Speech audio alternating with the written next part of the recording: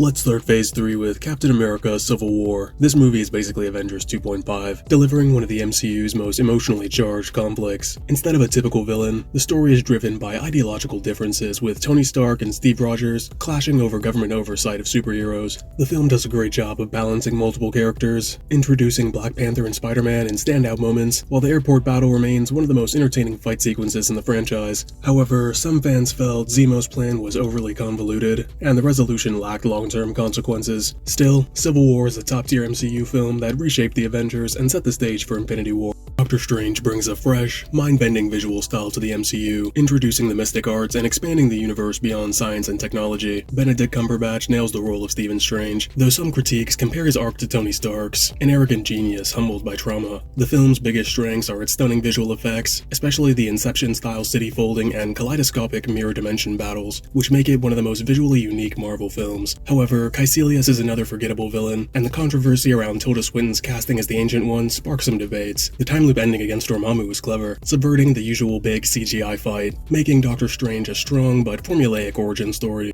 Guardians of the Galaxy Volume 2 doubles down on what made the first film great: colorful visuals, 80s music, and dysfunctional family dynamics, while pushing the emotional depth even further. The core of the movie is Peter Quill's relationship with Ego, played by Kurt Russell, whose charm masks a sinister god complex. The film leans heavily into comedy, sometimes at the expense of dramatic moments, but it shines in its exploration of themes like fatherhood, belonging, and sacrifice. While the pacing drags at times and the plot is simpler than the first film, the emotional payoff in the final act, Yondu's funeral, and Rocket's growth make this a heartfelt entry in the MCU. Spider-Man Homecoming brings Peter Parker fully into the MCU, trading the usual origin story for a more grounded, high school coming-of-age approach. Tom Holland nails the role, perfectly capturing Peter's eagerness, awkwardness, and struggle to balance being a superhero with being a teenager. The film's biggest strength is Michael Keaton's Vulture, one of the MCU's most relatable villains, with a blue-collar motivation that makes him feel real. The twist revealing Adrian Toomes as Liz's father adds tension, and the car scene is one of the best non-action moments in the MCU.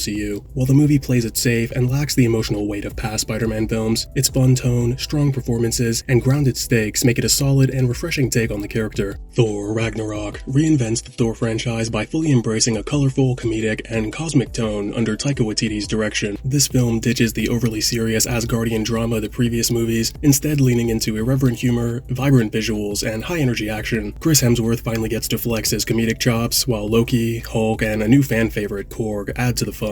Cate Blanchett's Hela is visually striking and powerful, though she suffers from the typical MCU villain problem of limited screen time. The film's biggest strength is how it deconstructs Thor, stripping him of Mjolnir, Asgard, and even an eye, forcing him to grow beyond his hammer. Black Panther stands out as a culturally significant MCU film, delivering a rich, Afro-futuristic world with Wakanda, a technologically advanced nation hidden from the world. Chadwick Boseman brings regal charisma to T'Challa, but the real show stealer is Michael B. Jordan's Killmonger, one of the franchise's best villains, whose motivations are deeply personal and politically charged. The film balances family legacy, isolationism versus global responsibility, and themes of identity and justice, making it more than just a superhero movie. The world building is stunning, from the vibranium-powered tech to the ritualistic traditions, but the CGI-heavy final battle between T'Challa and Killmonger is one of the film's weaker points. Avengers: Infinity War is the ultimate payoff for a decade of MCU storytelling, delivering a high-stakes, action-packed ensemble epic where the heroes finally face Thanos. Unlike past villains, Thanos is fully developed, with clear motivations and an unsettling sense of conviction. This helps set him apart as the franchise's strongest antagonist. The balance between humor and tension works well, but the standout moments are the emotional gut punches, from Gamora's death on Vormir to Thor's heartbreaking arrival in Wakanda with Stormbreaker. The ending, where Thanos snaps half of all life out of existence, is one of the boldest moves in superhero cinema, leaving audiences in shock as beloved heroes turn to dust. Infinity War is a rare blockbuster where the villain wins, setting the stage for Endgame with an unforgettable cliffhanger. Ant-Man and the Wasp is a lighthearted breather after Infinity War, bringing back the fun, small-scale stakes of the first film while expanding on the quantum realm. Paul Rudd's Scott Lang remains effortlessly charming, while Evangeline Lilly's Hope Van Dyne takes center stage as the Wasp, finally getting her superhero moment. The movie's strength lies in its humor and creative action sequences, especially the size-shifting fights, but its villain, Ghost, feels underdeveloped compared to past MCU antagonists. The film's biggest contribution to the larger MCU is its exploration of the quantum realm, which becomes crucial in Endgame. While not groundbreaking, Ant-Man and the Wasp is a fun, fast-paced sequel with plenty of laughs, but its mid-credit scene, where the Snap wipes out Hank, Janet, and Hope, steals the spotlight by tying it back to the devastation of Infinity War. Captain Marvel serves as the MCU's first female-led film, introducing Carol Danvers, played by Brie Larson, in a 90s-era origin story packed with nostalgia, shape-shifting scrolls, and cosmic action. The film explores Carol's journey of self-discovery as she breaks free from the Kree's manipulation and embraces her true power, leading to some visually stunning sequences. Some critics found Carol's character arc lacking emotional depth. Nonetheless, her introduction sets up her pivotal role in Endgame, and the film successfully expands the cosmic side of the MCU. Avengers: Endgame is the culmination of 11 years of MCU storytelling, delivering an emotionally charged, time-travel-fueled epic that brings closure to the Infinity Saga. The first act explores the aftermath of the snap, showing the Avengers at their lowest, before leading into a time heist revisiting key moments from past films. The final battle, featuring Captain America wielding Mjolnir, Iron Man's ultimate sacrifice, and the return of Dusted Heroes, is one of the most satisfying action sequences in superhero history. The film balances fan service, humor, and heartbreak, though some found the time travel logic confusing and felt Thor's comedic arc undercut his emotional depth. Ultimately, Endgame succeeds as both a blockbuster spectacle and a poignant farewell to Tony Stark and Steve Rogers, cementing its place as the most impactful film in the MCU.